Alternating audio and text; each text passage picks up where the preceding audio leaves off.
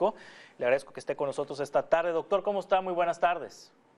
Buenas tardes, muchas gracias por la invitación.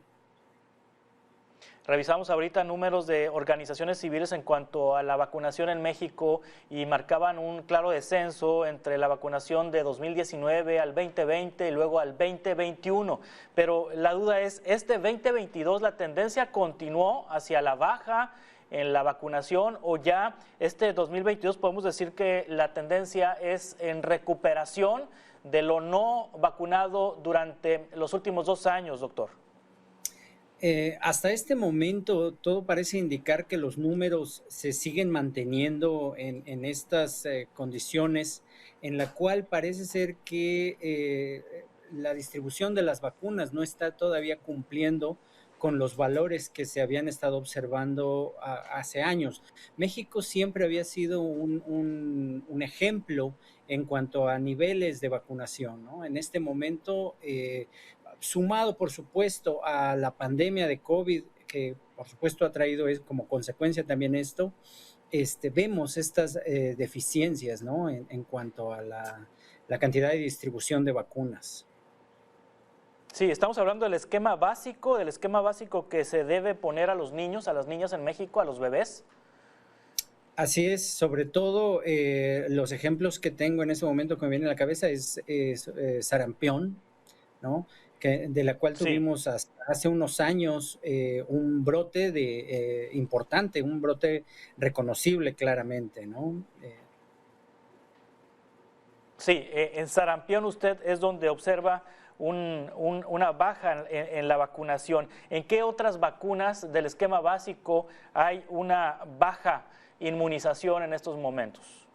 Pues en general podemos ver que sumado a también esta disminución en la distribución de vacunas, que me parece ser que se presenta en varios esquemas en los cuales se puede llegar a presentar la vacuna, pero no hay las suficientes para terminar el proceso de inmunización, ¿no? Y lo cual también es bastante malo. Es muy importante que todas las personas estén al pendiente, estén atentos al momento en el cual estas vacunas empiecen a administrarse, a surtirse nuevamente. Sí, hay algunas vacunas que tienen cierto rango de edad, que si ya no se pusieron dentro de un rango de edad, ya no es posible ponerlas después. ¿Cuáles son estas vacunas? Y si al no ponérselas hay un riesgo futuro para esta población. Bueno, en general los esquemas de vacunación se administran pensando en proteger a los más pequeños, pero sin embargo, si Sí. en un cierto rango de edad esta vacuna no se administra, es posible todavía administrarla tiempo después, ¿no? Es muy importante el urgir a los padres a que en el momento en el que cuenten con la vacuna, la administren, ¿no? Hay ciertas restricciones o se habían visto ciertas restricciones en cuanto a la vacuna del papiloma humano. Sin embargo, es muy importante administrarla también, ¿no? Sin importar mucho el rango de edad. Incluso, por ejemplo, regresando al Sí. ejemplo del sarampión, si una persona en este momento, un adulto, no tiene un registro o una cartilla de vacunación donde indique o él no tenga memoria de haberse administrado esta vacuna, puede ir a su centro de salud y si la encuentra, es importante que termine el esquema de vacunación. Sí, me dice, no es que falten vacunas, el problema es que no se distribuyen, o son las dos cosas, faltan vacunas y las que hay no se distribuyen, o sí hay vacunas pero se distribuyen mal. No podría yo decir si hay solamente una razón de esto, ¿no? Porque también podríamos responder a que, ocasionado por esta pandemia, muchas personas han decidido no, o decidieron hace unos meses, hace unos años, acudir a los centros de salud por el riesgo a la exposición al SARS-CoV-2, ¿no? Definitivamente lo que podemos concluir es que sí ha habido una disminución en la tasa de vacunación en general y bueno, esto se puede atribuir a diversos factores. Sí, hacia el futuro, ¿qué puede provocar esto en esta población infantil que no ha sido vacunada? Y supongamos que no sea vacunada, que no complete su esquema, ¿qué puede ocurrir en el futuro? ¿En cuántos años esto lo vamos a notar? Realmente hay muchas de estas enfermedades que aún no han sido erradicadas, ¿no? Siempre pensamos en, por ejemplo, la polio, como una enfermedad que hace muchos años no se llega a presentar. Sin embargo, tenemos ahorita reportes, no dentro del país, pero por ejemplo en la ciudad de Nueva York, que se empiezan a presentar casos de polio o de enfermedades asociadas a algo parecido a la polio, y se ha detectado polio en las aguas residuales de esa ciudad, indicando que muy posiblemente hay personas que están infectadas con el virus, ¿no? Todo esto va de la mano de estas tendencias a dejar de vacunar a ciertos grupos de la población. En cuanto a cómo se ve el futuro para estas personas, pues por supuesto están expuestas. No podría yo decirte que con certeza se van a enfermar, ¿no? De sarampión o lo que sea, pero si se exponen a alguien que de mala suerte está enfermo y ellos no están inmunizados, muy probablemente van a presentar la enfermedad y puede llegar a convertirse en un problema serio, no solo de manera individual, sino a nivel poblacional. ¿Hay alguna otra enfermedad que esté radicada en México y que con el bajo esquema de vacunación pudiera volver a presentarse o pudiera regresar? Erradicadas, me parece ser que no tenemos ninguna como tal. Todavía se llegan a presentar Sí. pequeños casos en algunas personas. Lo que nosotros logramos con estas campañas de vacunación precisamente es tratar de disminuir y eventualmente, como bien dices, erradicar. Pero por supuesto, seguimos expuestos, ¿no? Puede llegar a presentarse, como ya vimos, un brote de sarampión. Sarampión es un caso muy particular, ya que es un virus muy contagioso. Es hasta el momento el virus más contagioso que conocemos. Entonces, eso facilita que se lleguen a presentar estas brotes, ¿no? Sí. Contagios.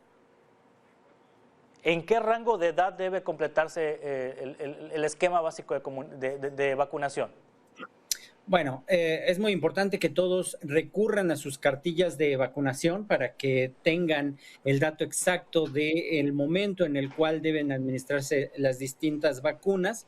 Pero como te menciono, incluso existe una cartilla, hay muchas personas no desconocen este dato, pero hay una cartilla de vacunación para adultos, ¿no? Si ustedes Claro. ya son, por supuesto, deben de cuidar a sus niños, pero si ustedes son adultos y no están conscientes o no están al tanto o no recuerdan o no hay un registro de las vacunas que se administraron, se considera que no están vacunados. Entonces, se les invita o se les recomienda que completen estos esquemas de vacunación.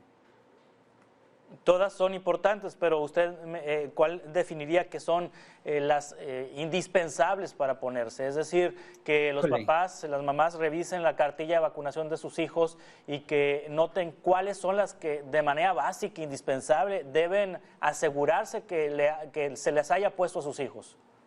No me podría yo aventurar a decir ese dato. La verdad es Sí. que lo desconozco. Yo definitivamente diría que todas son cruciales y pues dada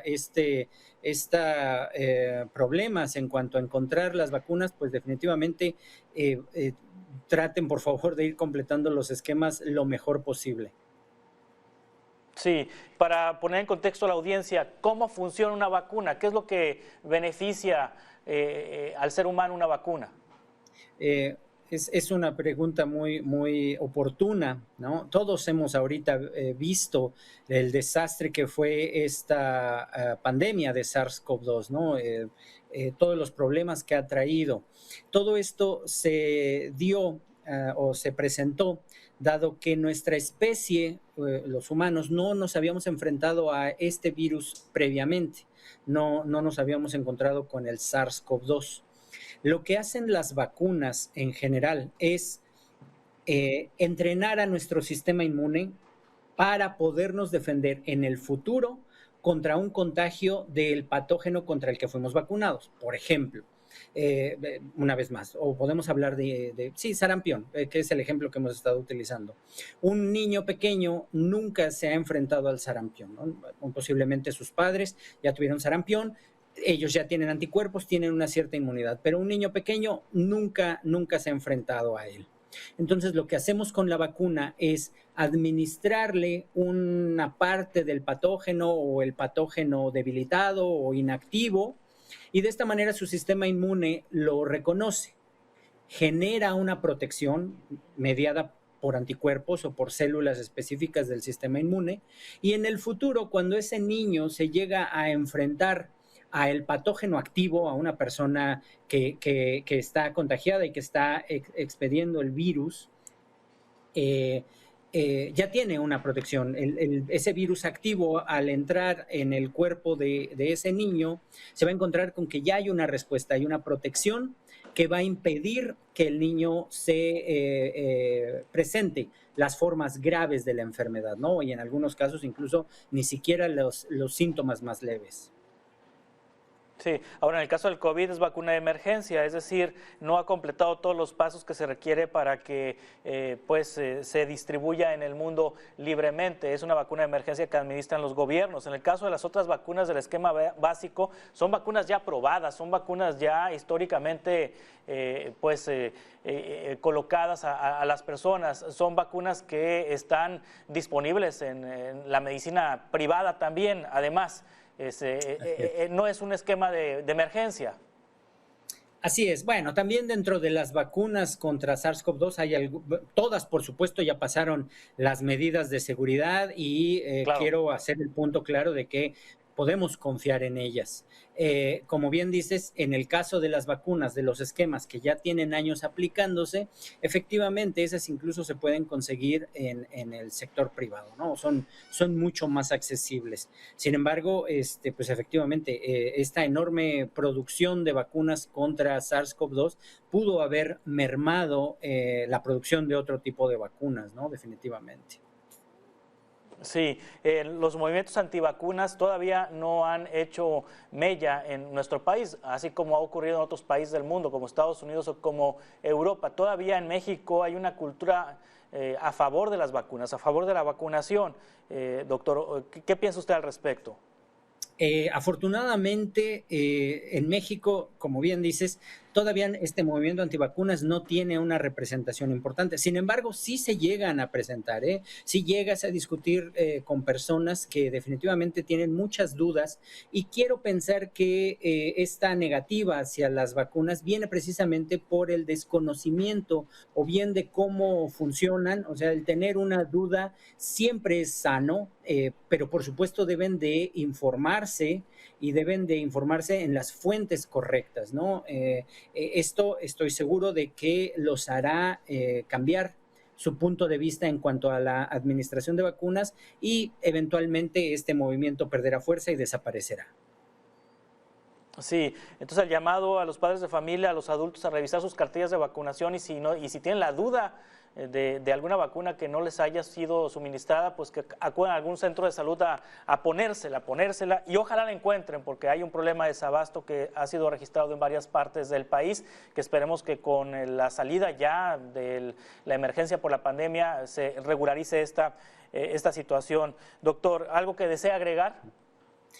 Bueno, pues simplemente, como ya bien apuntaste, revisen sus vacunas, vacúnense y sigamos con las medidas de prevención, ¿no? Las medidas que nos han servido bastante bien, que es el lavado de manos, el estornudo de etiqueta, utilizar el cubrebocas. Estamos saliendo, todavía no acabamos, e incluso este tipo de medidas nos pueden ayudar contra otro tipo de virus que se lleguen a presentar, ¿no? Como esta viruela símica. El lavarnos las manos y el utilizar cubrebocas también nos protegen contra ella. Doctor Carlos Sandoval Jaime, investigador en virología en el Instituto de Biotecnología de la UNAM, muchas gracias por tomar esta entrevista. Estamos en contacto, si le parece, para futuras conversaciones. Claro que sí, muchas gracias y un saludo a todos.